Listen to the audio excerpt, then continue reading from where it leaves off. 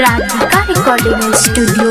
Saharsa. DJ वाला छौड़ा तोरा ऊपर छौदही पूरा नहीं तू मान है गे होली के छै दिन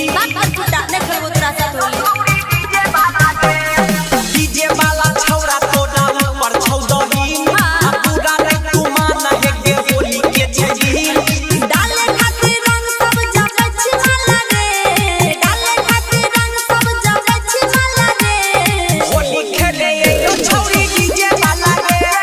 होली खेले यो छौड़ी डीजे वाला गे विकास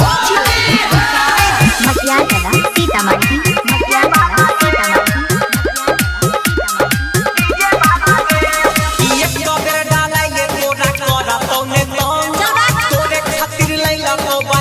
सभे रंग की बैग आगे कुछ न होले अब होता है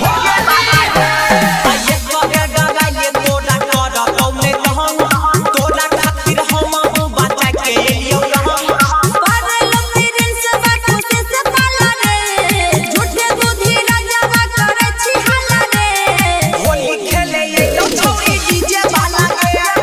होली खेले यो छौड़ी डीजे वाला गे